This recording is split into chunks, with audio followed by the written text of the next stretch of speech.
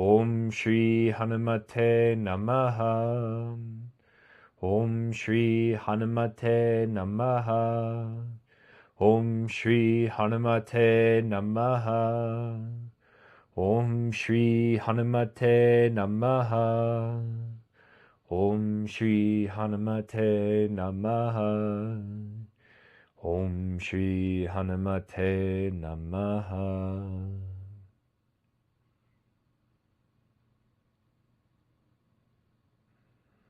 Let the mantra sink in the silence, in the quietness.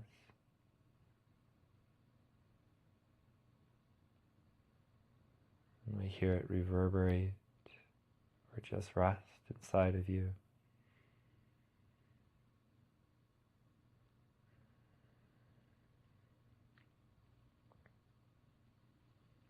When Hanuman was young, he was a little reckless because he had the power of the gods. He's an incarnation of Shiva and Shakti. And he knew it, and he had these amazing powers. And so he got into a lot of shenanigans. And one of these was he saw the sun, and he thought it was a mango. It looked like a delicious mango, and it was a very big mango. He really wanted to eat it.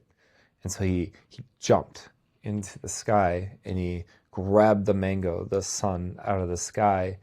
And as he did this, and all the light in the world started to fade away, all the beings, the gods and goddesses and other beings, all got scared because of how important the sun is to us. And so Indra, who is like Zeus, he carries a lightning bolt. He struck Hanuman, and he knocked him out. And in some stories, he just got knocked out. In other stories, he killed him. And Vayu, who is Hanuman's father, he's the deity of the winds, the air, the prana. Vayu, seeing this, in protest of this treatment of his son, he took away the world's prana. And so everyone started to be unable to breathe, unable to function, because they had no energy. And so now they had the sun back, but they were losing their prana. And so they all gathered together because this was not good. This was really bad. They breathed life back into Hanuman and brought him back. And that's when he actually gained his name Hanuman, which means cleft chin. It's because he was struck with the lightning. And the compromise here was that Hanuman would not remember his powers unless he was using them in service to others. And so he carried on his life not knowing he had these great powers until he was of service to someone, and then all of a sudden he was almost unstoppable. And that's how he learned to be devoted to others, to be of service. And we're much like that when we come into this world. We actually tend to forget how powerful we are as a soul, as a consciousness, as a being, because we're limited by the body and the mind, and not in a negative way, but in a way that we forget our real essence, our true power.